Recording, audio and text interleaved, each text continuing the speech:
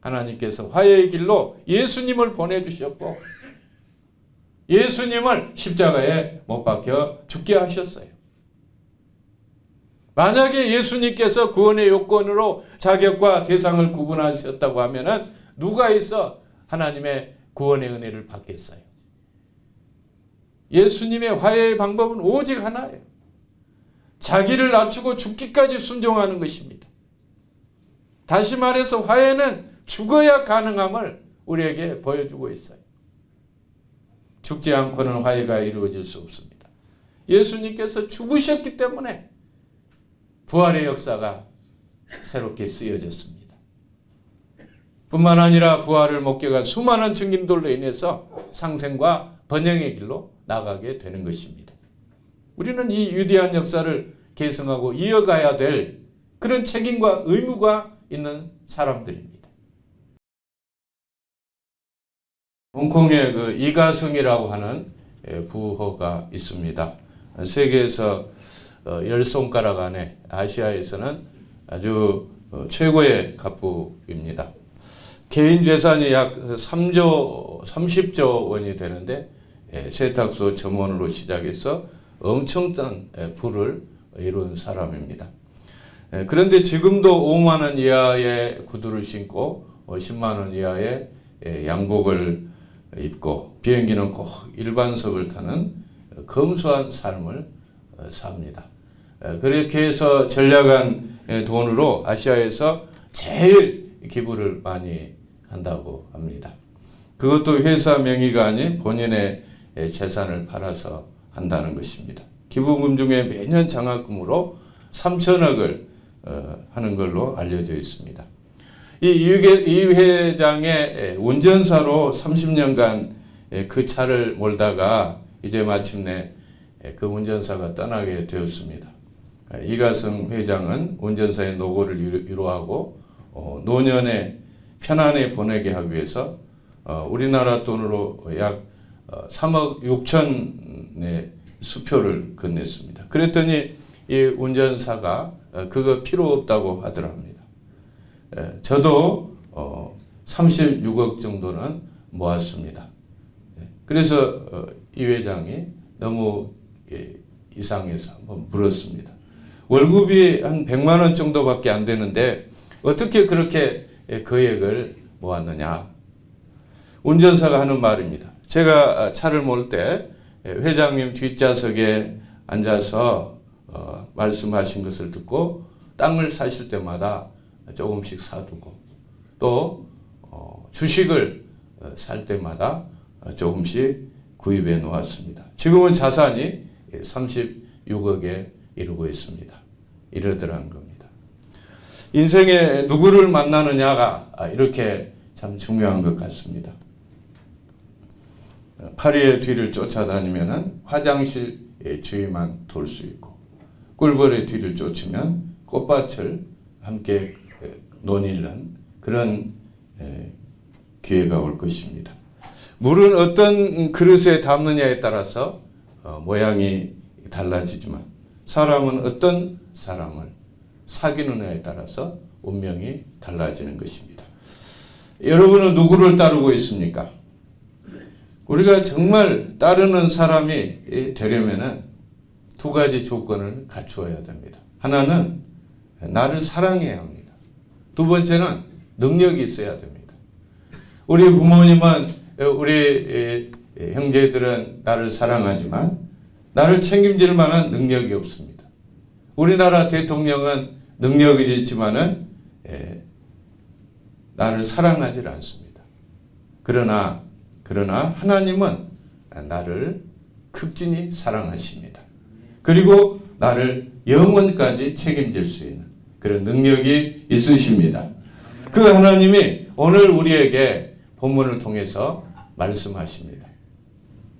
너는 내 것이라. 너는 내 것이라. 말씀하고 있습니다. 오늘 우리가 부모의 것도 아니고 자식의 것도 아니고 또 우리 스스로의 것도 아니고 교회의 것도 아니고 너는 내 것이다. 하나님의 것이다.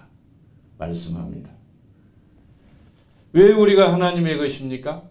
오늘 본문은 두 가지로 그 이유를 말씀하고 있습니다. 하나는 창조하였기 때문에 너는 내 것이다 말씀하고 있습니다. 1절을 보십시오. 야곱아 너를 창조하신 여호와께서 이스라엘아 너를 지으신 이가 이렇게 말씀합니다. 하나님께서 우리를 만드셨다는 거죠. 우리는 하나님의 작품이라는 거죠. 물건이 아니고 물품이 아니고 하나님의 작품이라는 거예요. 물건은 흐를수록 그 가치가 떨어집니다. 그러나 작품은 세월이 흐를수록 그 가치가 더해져 가는 것을 우리는 잘 압니다. 오늘 저와 여러분은 하나님이 지으셨어요. 내가 볼 때 마음에 들든지 안 들든지, 다른 사람이 볼 때 마음에 들든지 안 들든지, 하나님은 나를 만드시면서 최고의 작품으로 완벽하게 만드신 거죠. 그리고 이 작품은 둘도 없는, 하나밖에 없는 작품이에요. 아무리 귀한 작품이라고 해도 뭐 10개가 있고 100개가 있고 1000개가 있으면 그게 희소 가치가 떨어지죠. 그런데 이 작품은 하나밖에 없는 작품이죠. 세상에 하나밖에 없어요. 그러니 최고의 작품 아닙니까? 하나님은 우리 한 사람 한 사람을 볼 때 너무도 소중하게 보십니다. 왜? 하나님이 친히 만든 세상에 하나밖에 없는 완벽한 작품이기 때문입니다. 하나님은 그래서 너는 내 것이다 말씀하고 있습니다. 그리고 두 번째는 구속하였기 때문에 너는 내 것이다 말씀합니다. 1절 하반절에 보면은 내가 너를 구속하였고 내가 너를 지명하여 불렀나니 너는 내 것이다 그랬어요. 이렇게 하나님이 만드신 것인데 사탄이 손에 들어가 버렸지 않습니까? 우리를 사탄의 죄악과 죽음의 손에서 다시 사시기 위해서 우리 예수님은 피값을 지불했어요. 그래서 우리는 하나님의 소유가 되었습니다.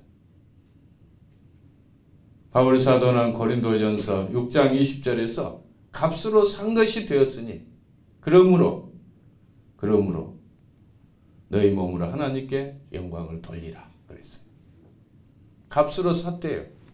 무슨 값? 예수님의 피값. 물건의 가치는 얼마를 주고 샀느냐에 따라서 달라지죠. 10만 원 주고 사면 10만 원짜리, 100만 원 주고 사면 100만 원짜리, 만 원 주고 사면 만 원짜리죠. 그러면 오늘 우리를 사면서 얼마를 주셨어요? 우리가 얼마짜리죠? 예수님을 주었어요. 그러니까 우리는 예수님짜리죠. 예수님의 가치를 지닌 사람들이라 거예요. 예수님의 가치를 지닌 사람. 아멘. 그러니까 얼마나 소중합니까? 할머니들이 손주들 보면서 눈에 넣어도 안 아프고 보기에도 아까운 자식이다 그러는데 하나님은 우리를 보면서 그런 생각을 하는 거지. 우리는 이중으로 하나님의 소유가 되었어요. 하나님이 만들어서 하나님의 소유가 되었고 값으로 사서 하나님의 소유가 되었어요. 그러니 얼마나 소중해요.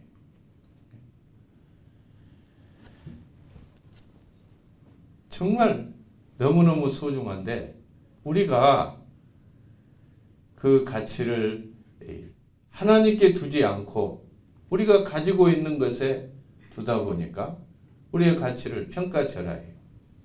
남을 평가절하하는 경우가 많이 생깁니다. 자, 여기에 10,000원짜리가 있어요.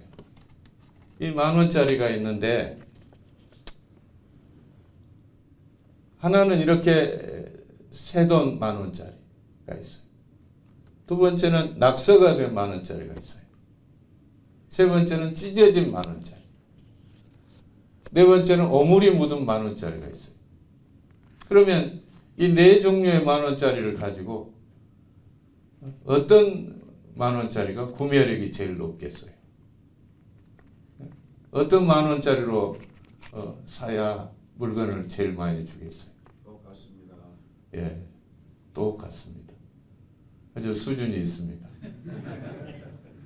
똑같죠. 왜 그럴까요? 이 10,000원은 10,000원짜리는 태어날 때부터 10,000원짜리의 가치를 가지고 태어났죠. 물론 새 돈이면 좋겠죠. 그러나 구겨졌어도 또 낙서가 되어 있어도 오물이 묻었어도 10,000원의 가치를 갖는 거죠. 오늘 우리가 그렇죠. 다 뭐 금수저 물고 나면 좋죠. 금수저 물고 나오면 좋잖아요.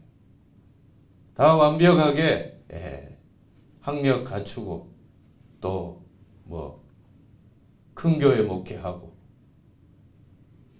돈도 좀 있고 얼짱 몸짱 배경도 좀 있고 그러면 좋지 않아요. 그러나 그런 것이 나의 가치를 정한 것은 아니죠. 하나님은 우리가 존귀하다고 하는 것은 그런 것 때문에 존귀하다고 하는 것이 아니에요. 하나님이 만드셨기 때문에 존귀하고 그리스도 예수님의 핏값을 주고 샀기 때문에 보배롭다는 거죠. 그래서 우리는 하나님에게 있어서 아주 최고의 가치를 지니고 있습니다. 그렇기 때문에 내 자신을 생각할 때도 항상 하나님이 보는 시각으로 나를 보고 자신감을 갖고 그리고 성도들을 볼 때도 이 하나님의 시각을 가지고 봐야죠. 그래야 착각을 안 하죠. 편애를 안 하죠. 오늘 저와 여러분은 하나님께서 4절에 보면은 너무도 보배롭고 존귀한 자다 말씀하고 있어요. 하나님이 지으셨고 하나님이 우리를 값으로 사셨습니다. 그러므로 우리는 하나님의 것인 줄 믿습니다. 우리는 하나님의 것이에요. 내가 하나님의 것이다 생각하면 얼마나 감사한지 몰라요. 이제 하나님의 소유가 된 우리가 어떻게 살아야 될까요? 하나님은 오늘 우리에게 본문을 통해서 하나님의 것을 가지고 살라고 말씀하고 있어요. 하나님의 것으로 살라는 거예요. 너는 내 것이다. 너는 내 것이다. 그러므로 이제 하나님의 것으로 살라는 거예요. 이 하나님의 것으로 산다는 것은 두 가지 의미가 있어요. 하나는 하나님의 것을 사용함으로 산다는 그런 의미가 있습니다. 갈라디아서 2장 20절에서 바울 사도는 내가 그리스도와 함께 십자가에 못 박혔나니 그런즉 이제는 내가 산 것이 아니요 오직 내 안에 그리스도께서 사신 것이라. 그리스도로 산다고 말씀하고 있잖아요. 오늘 우리에게 주신 최고의 보물은 최고의 능력은 그리스도시죠. 그리스도가 우리 안에 계시잖아요. 그분으로 살아갈 때 우리는 그리스도의 향기가 되고 그리스도의 빛이 되고 그리스도의 복이 될 수 있죠. 바울 사도는 하나님의 것으로 산 사람이에요. 자기 것으로 산 사람이 아니에요. 처음에는 자기 것으로 살아보려고 했죠.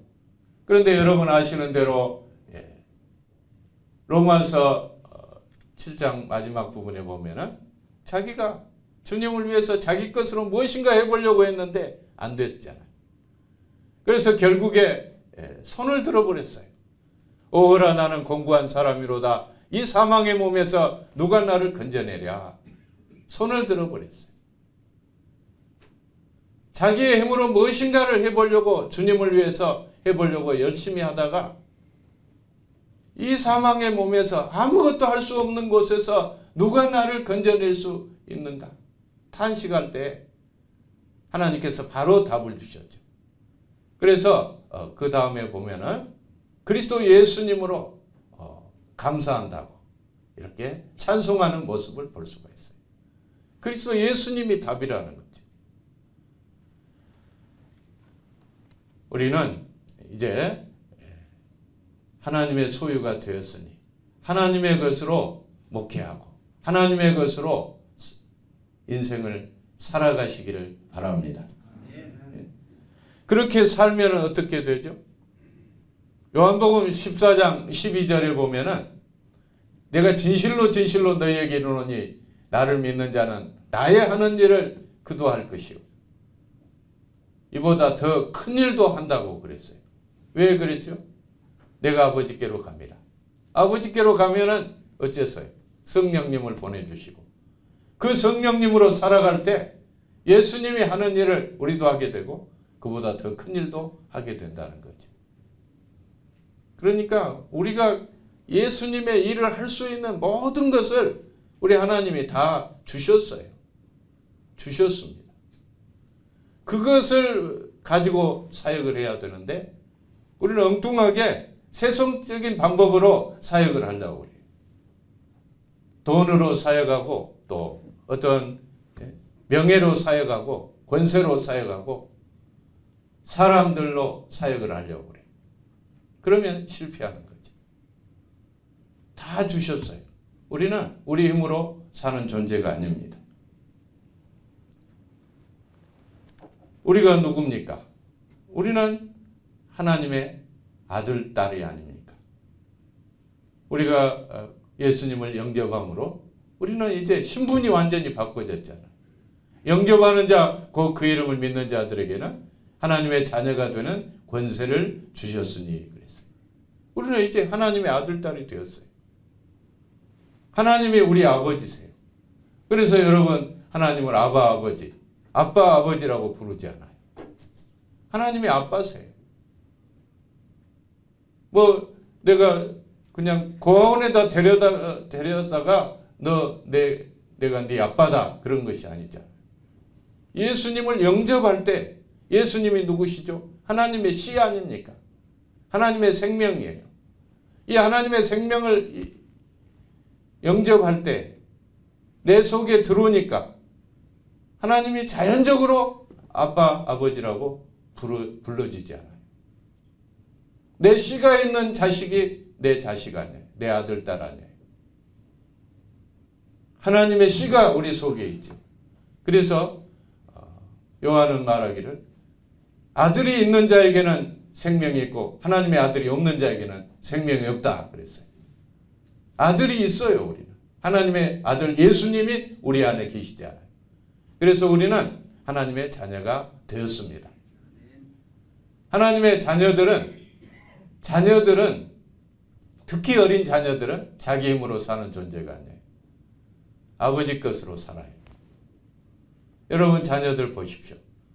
돈 한 푼 못 벌어도 사는 것을 보면은 아버지, 어머니 여러분보다 더 잘 살아요. 이 스마트폰 같은 것도 보면은 아이들이 훨씬 더 최신형 좋은 것 가지고 다녀요. 누구 것으로? 아버지 것으로. 그러니까 어린 자식들은 부모가 누구냐에 따라서 행불행이 달라지는 거죠. 자식은 부모의 힘으로 사는 존재입니다. 부모가 책임져주는 존재예요. 그런데 우리 아버지가 누구세요? 우리 아버지는 하나님이십니다. 하나님은 천지를 창조하신 하나님이세요. 천지의 주인이세요.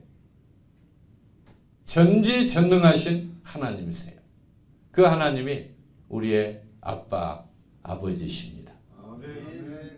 그러면 무엇이 걱정될 것이 있어요? 무엇이 문제될 것이 있어요?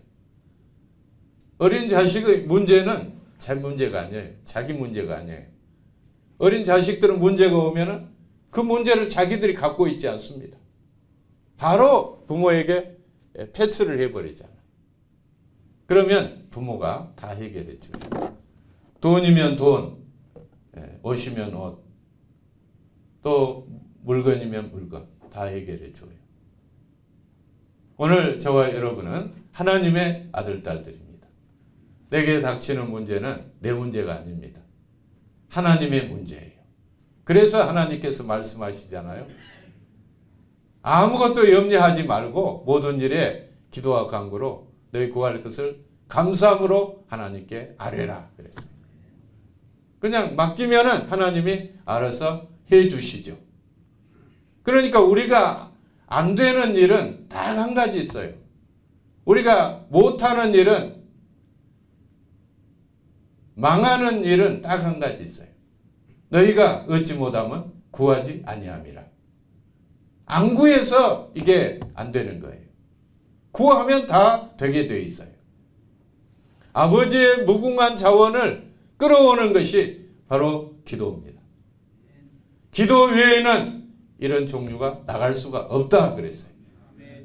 아들도 아끼지 아니하시고 우리를 위해서 내어주신 분이 어찌 그 아들과 함께 모든 것을 은사로 주지 않겠느냐 그랬어요. 주님만을 앙망하고 주님을 바라고 기도하고 기다리면 반드시 주세요. 꼭 주세요. 이사야는 말합니다. 소년이라도 피곤하고 곤비하고, 아무리 젊어도 피곤하고 곤비해요. 장정이라도 넘어지고 자빠져. 아무리 힘이 있어도 넘어지고 쓰러질 수밖에 없어요. 그것이 우리 인간이에요. 그러나 여호와를 앙망하는 자는 새 힘을 얻는다. 그 힘으로 살아가면 지치지 않는 인생을 살 수 있는 거죠. 또 우리는 하나님의 양이고 하나님은 우리의 목자라고 했어요. 양은 목자를 의지하고 사는 사람이에요. 양이 스스로 뭔가 하지 않아요. 양은 미련하고, 양은 약하고, 양은 겁이 많고, 양은 부족해요. 그래도 보면은 사실 사자보다도 소보다도 더 행복하게 살아요. 왜? 목자 힘으로 그렇게 사는 거예요. 사자는 자기가 싸워서 자기 힘으로 자기를 지켜요. 소는 자기가 일해서 자기 힘으로 먹고 살아요. 그런데 양은 싸울 힘도 없고 일할 힘도 없어요. 그러나 목자를 바라보고 목자의 음성을 듣고 따르니까 목자가 다 싸워줘요. 목자가 다 먹여줘요. 그래서 어떤 짐승보다도 더 행복하게 사는 것이 양입니다. 하나님이 우리를 소라고 하지 않고 사자라고 하지 않고 양이라고 한 것에 대해서 감사하십시오. 우리의 무기는 하나님이세요. 우리의 자본은 하나님이세요. 이 하나님을 우습게 보면 안 돼요. 하나님이 우리의 아버지고 우리의 목자십니다. 우리 힘으로 사는 사람들이 아니에요. 하나님을 기회만 드리면 하나님이 역사하세요. 기회만 드리면 역사하세요. 하나님께 일할 수 있는 기회를 드려야 되는데 오늘 우리는 너무 잘났어요. 너무 가진 것이 많아요. 그래서 우리가 막 뭔 일을 해결하려고 이렇게 다니다가 오히려 더 어려워지는 경우가 많이 있습니다. 오늘 우리가 우리의 힘으로 하려고 하면 망해요. 그러나 하나님이 우리의 목자가 해주시기를 기도하고 맡기면 주님이 반드시 하십니다. 또 우리 예수님은 신랑이고 우리는 신부지 않습니까? 신부는 누구의 힘으로 삽니까? 지금은 뭐 맞벌이로 자기 힘으로도 삽니다만 옛날에는 다 신랑 힘으로 살았어요. 더군다나 왕의 신부 아닙니까? 왕비는 왕의 힘으로 살죠. 오늘 우리는 내 힘으로 사는 존재가 아니에요. 그저 신랑 대신 예수님만 바라보면 다 예수님이 알아서 해 주신다니까요. 그러면 나는 가만히 있고 그러면 예수님이 다 해주겠네? 하여간 예수님만 바라보고 있어 보세요. 기도하고 기다리고 있어 보면 주님이 움직여요. 그럼 나는 가만히 있고 나를 통해서 움직이죠. 주님이 행하시면 안 될 일이 없습니다. 예수님은 포도나무요, 우리는 가지라고 했어요. 가지는 자기가 할 수 있는 일이 아무것도 없어요. 우리가 볼 때는 뭐 잎을 몇 개 하고 또 꽃이 피고 열매를 맺게 하는 것 같지만은 그 가지가 하는 일이 아니에요.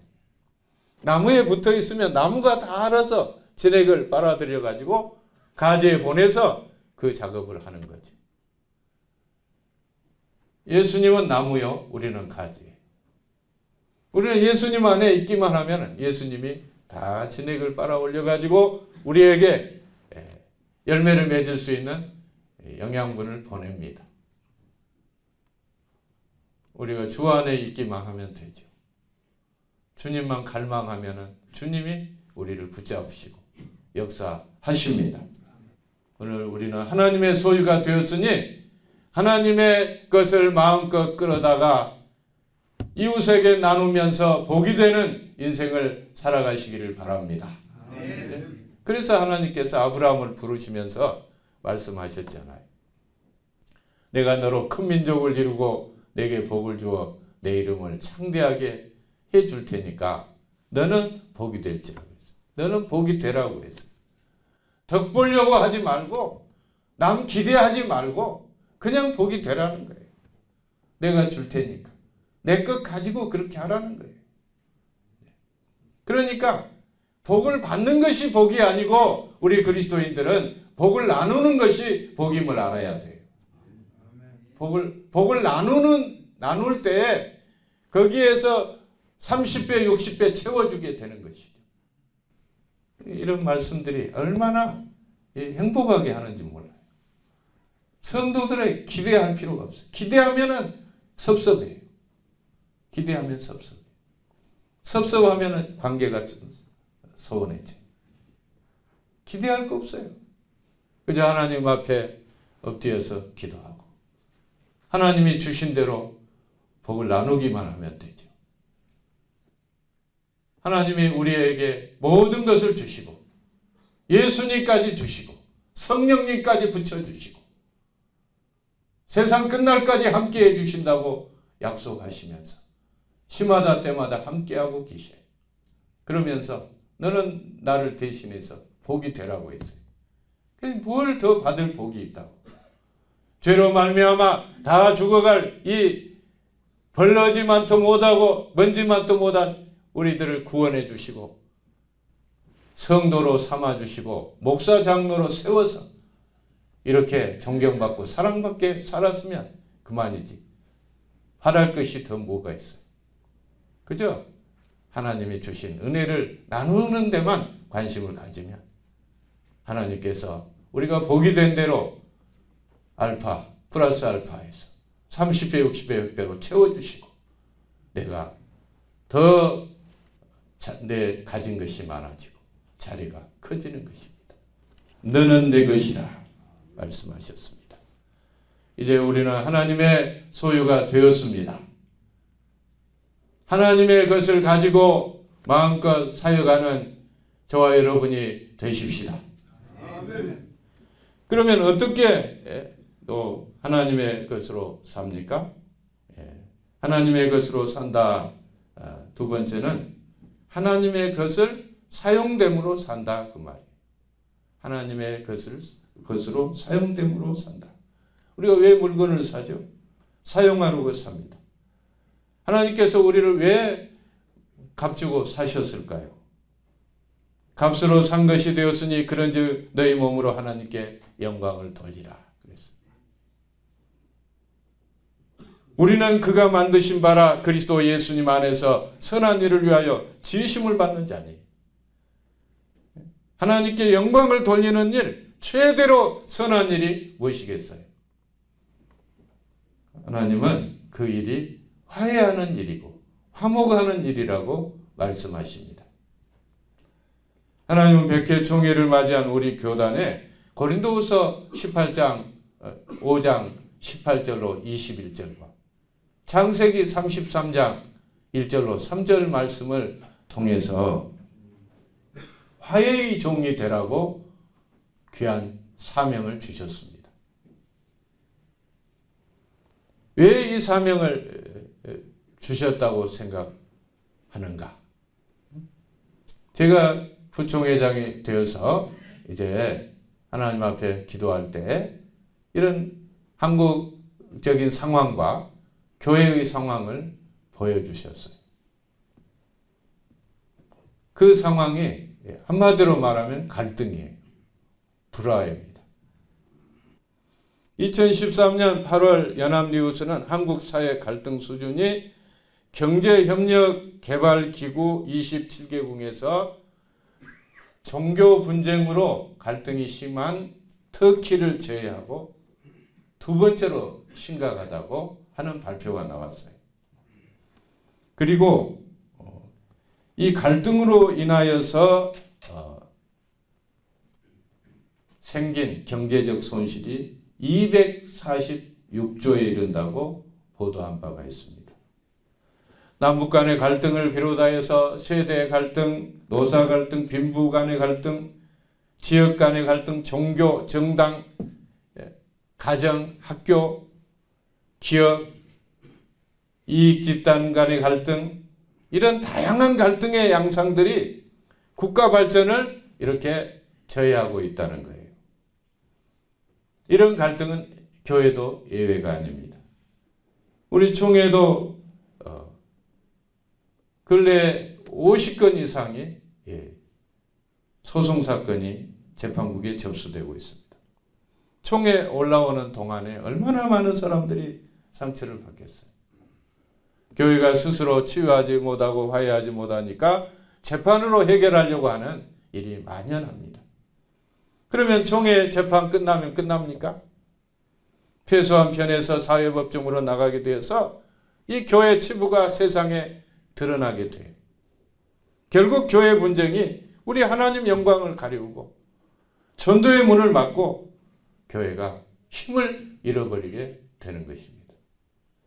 그래서 100회 총회를 맞이해서 우리 총회는 주님 우리로 화해하게 하소서 간절한 기도 제목을 갖게 된 것입니다. 주님 우리로 화해하게 하소서. 이 화해를 우리 힘으로 할 수가 없더라고요. 그래서 주님께 기도한 거죠. 주님 우리로 화해하게 하소서. 또 주님이 다 하는 것이 아니에요. 우리가 화해를 이루어야 화해가 되죠. 그래서 주님 우리로 화해하게 하소서. 이런 주제를 갖게 된 거죠. 오늘 우리는 불화와 분쟁을 그치고 복음을 중심으로 하나가 되어서 하나님의 영광을 위한 교회의 본질을 회복할 수 있기를 바랍니다. 그래서 사회의 지탄의 대상이 아니라 칭찬받는 그런 교회가 되어서 하나님이 전도의 문을 활짝 열어서 복음이 전파되므로 실추된 하나님의 영광이 회복되고 교회가 이 땅에 다시 한번 희망이 되기를 간절히 바랍니다. 이 화해는 정말 하나님이 너무도 원하시는 바입니다. 여러분, 이 화해를 위해서 하나님이 하신 일이 뭐예요? 하나밖에 없는 외아들 예수님을 십자가에 내어주셨어요. 화해는 예수님을 십자가에 내어주신 이유입니다. 그렇게 원하세요.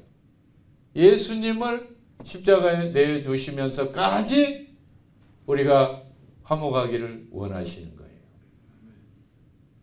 하나님이 하신 일 중에 최고의 사역이 화해죠. 십자가에서 예수님이 하신 일이 뭐예요? 원수되었던 하나님과 화해를 시키고 그리고 이웃끼리 화해하고 자연과 화해하게 하고 이렇게 하나님과 화해하고 이웃과 화해하고 피조물과 화해하는 것이 뭐죠? 궁극적인 목적이 바로 샬롬을 평화를 이루기 위한 것이고 그런 완전한 화해가 이루어지는 곳이 하늘나라 아니겠어요? 그리고 또 하나님은 우리 예수님께서는 하나님은 예배하는 자를 찾으신다고 했잖아요. 영과 진리로 예배하는 자를 찾으신다고 했어요.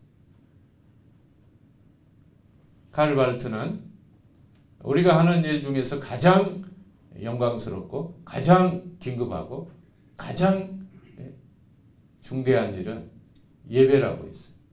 가장 중대하고 가장 긴급하고 가장 영광스러운 것은 예배라는 거예요. 그런데 예수님은 이 예배보다도 더 귀한 것이 있다고 그랬어요. 예물을 제단에 드리려다가 거기서 내 형제에게 원망 들을 만한 일이 있는 것이 생각나거든 예물을 제단 앞에 두고 먼저 가서 형제와 화목하고 그 후에 와서 예물을 드리라. 예배보다도 더 귀하게 생각하는 것이, 중요하게 생각하는 것이 화해입니다. 화목입니다. 어디 그뿐입니까? 사업보다도 더 중요하다고 말씀하고 있어요. 잠언 17장 1절에 보면은 마른 떡 한 조각만 있고도 화목하는 것이 육선이 집에 가득하고 다투는 것보다 낫다 그랬어요. 우리가 대개 무엇 때문에 싸워요? 교회에서 무엇 때문에 갈등하죠? 뭐 성전을 지으려고 하다가 더 크게 사업을 하려고 하다가 그렇게 싸우고 다툴 때가 많지 않아요. 그런데 그거 안 하더라도 화목을 지키라고 하나님이 말씀하고 계세요. 그래서 우리가 존경하는 고 황정직 목사님은 당회에서 조금만 반대 의견이 나와도 그걸 억지로 강행하지 않고 덮어두었다가 또 다음에 내놓고 그래도 안 되면 또 다음에 내놓고 화목 유지에 목회를 했다고 하지 않습니까? 화목이 최고예요. 화목이. 우리가 자녀들을 두고 봐도 금방 알 수가 있죠. 자녀들이 공부 잘하고 심부름 잘하고 착하고 그것도 좋지만은 서로 싸워보세요. 이거 부모 가슴이 미어지는 거 아니에요? 저는 자녀들에게서 서로 사랑하고 우애하는 모습을 보는 것처럼 행복한 것이 없어요. 우리 하나님이 피로 값주고 사고 그래서 당신의 아들, 딸들이 다투고 싸우면 얼마나 가슴이 미어지겠어요. 화해는 그리스도인의 트레이드 마크예요. 예수님은 말씀하십니다. 화평케 하는 자는 복이 있나니 그들이 하나님의 아들이라 일컬음을 받을 것이요. 화평케 하는 자가 하나님의 아들이라 일컬음을 받는다고 했어요. 피스메이커. 이것이 우리 그리스도인의 트레이드 마크예요. 불화케 하는 자는 그거는 하나님의 아들이 아니죠. 화평케 하느냐 불화케 하느냐 이걸 보면은 하나님의 아들이냐 마귀 자식이냐 구분이 되죠. 우리는 화목케 하는 자가 돼야 돼요.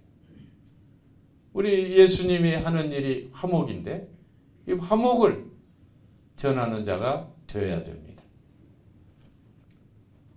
우리 한국 교회 지금 모든 것을 다 갖추었잖아요. 건물이니 뭐 교인수, 예산, 뭐 선교 실적, 봉사 이거는 선교 130년 만에 외적으로 아주 훌륭한 모습을 갖췄습니다. 그런데 지금 한순간에 다 무너지고 있어요. 무엇 때문에? 갈등 때문에, 불화 때문에. 한국의 대표적인 교회들이 불화 때문에 추한 모습을 보이고 있어요. 갈라디아서 5장 15절은 말씀합니다. 만일 서로 물고 먹으면 피차 멸망할까 조심하라. 피차 망하는 짓 그만해야 됩니다. 창세기 33장에 나오는 야곱을 보십시오. 20년 동안 집 떠나서 자기가 원하는 모든 것을 이루어서 이제 금이 환영하고 있습니다. 그러나 에서와의 화해를 하지 않으면 이제 모든 것이 다 물거품이 되게 생겼어요. 그래서 야곱은 형 에서와의 화해를 위해서 목숨을 걸고 기도하지 않아요. 목숨을 걸고 기도해요. 환도뼈가 부러지도록 기도를 해요. 그래서 하나님의 은혜로 형 에서와 화해하게 됩니까? 모든 것을 다 회복하지 않습니까? 우리나라가 가장 넓은 영토를 가졌던 때가 고구려 때라고 합니다. 고구려는 을지문덕 장군이 수나라 양제의 30만 대군을 물리쳤고 또 안시성에서 양만충 장군이 당 태종의 30만 대군을 물리친 그런 저력이 있는 나라입니다. 그래서 사람들이 이런 생각을 합니다. 만약에 신라가 삼국을 통일하지 않고 고구려가 통일을 했더라면 우리나라가 만주와 북간도 땅을 차지하고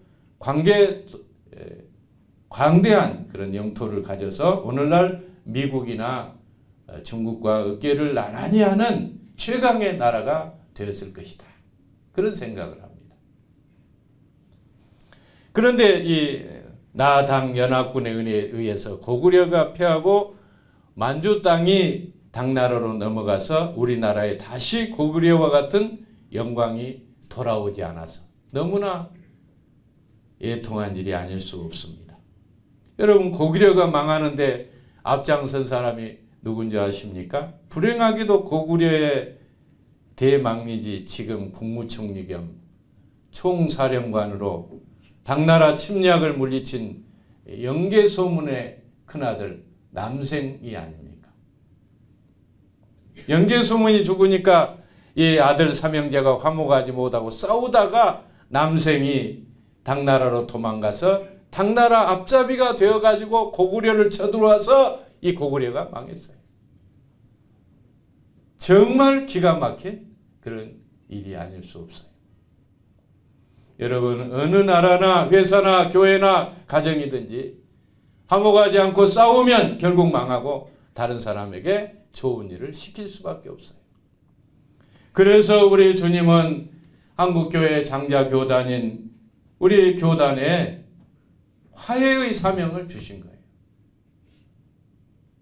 하나님은 예수님을 십자가에 죽이면서 우리와 화목하고 우리에게 제발 화목자로 살아가라 부탁하고 계십니다. 그리고 우리에게 화목하게 하는 직분을 주시면서 가는 곳마다 불화하는 사람들을 화목하게 만들라고 말씀하고 계십니다. 여러분, 목회와 총회 사역에 가장 큰 힘은 화해입니다. 잊지 않는 저와 여러분이 되기를 바랍니다. 그래서 우리 주님이 부탁하고 있어요. 고린도후서 8장 9절입니다. 화목하게 하는 이 말씀을 우리에게 부탁하셨느니라. 어떻게 화목할 수 있죠? 고린도후서 5장 18절을 말씀합니다. 모든 것이 하나님께로 났으며 그가 그리스도로 말미암아 우리를 자기와 화목하게 하시고 그랬어요. 하나님께서 화해의 길로 예수님을 보내주셨고 예수님을 십자가에 못 박혀 죽게 하셨어요. 만약에 예수님께서 구원의 요건으로 자격과 대상을 구분하셨다고 하면은 누가 있어 하나님의 구원의 은혜를 받겠어요? 예수님의 화해의 방법은 오직 하나예요. 자기를 낮추고 죽기까지 순종하는 것입니다. 다시 말해서 화해는 죽어야 가능함을 우리에게 보여주고 있어요. 죽지 않고는 화해가 이루어질 수 없습니다. 예수님께서 죽으셨기 때문에 부활의 역사가 새롭게 쓰여졌습니다. 뿐만 아니라 부활을 목격한 수많은 증인들로 인해서 상생과 번영의 길로 나가게 되는 것입니다. 우리는 이 위대한 역사를 계승하고 이어가야 될 그런 책임과 의무가 있는 사람들입니다.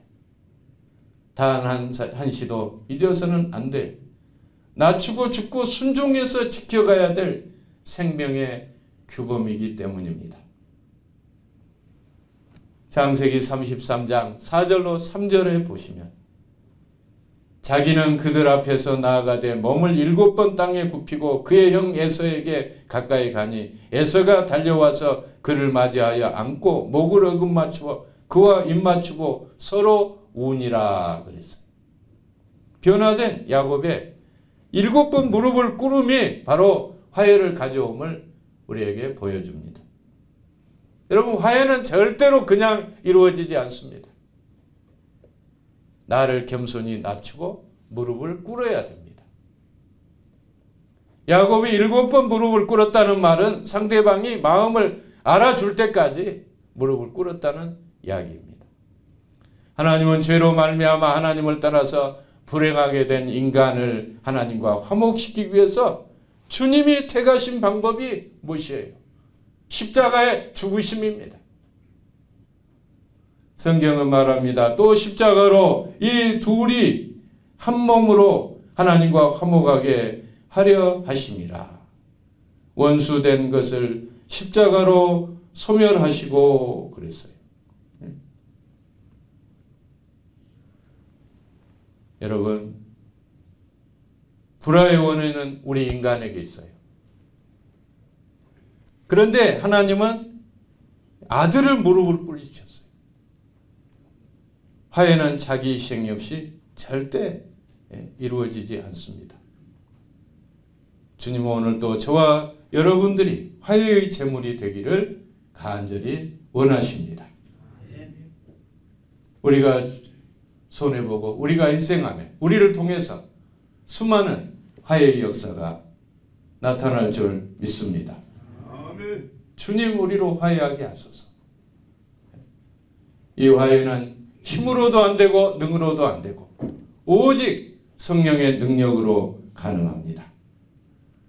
시인 주호동아님은 나 하나 꽃피어에서 이렇게 읊고 있습니다. 나 하나 꽃피어 풀밭이 달라지겠냐고 말하지 말라. 네가 꽃피고 나도 꽃피면 결국 꽃밭이 결국 풀밭이 온통 꽃밭이 되는 것이 아니겠느냐. 나 홀로 무릎을 꿇는다고 달라지겠느냐 말하지 말라. 너도 무릎을 꿇고 나도 무릎을 꿇으면 결국 세상은 온통 얼싸안는 화해를 이루는 화목의 꽃밭이 되는 것이 아니겠느냐. 그렇습니다. 나부터 무릎을 꿇는 것이 중요합니다.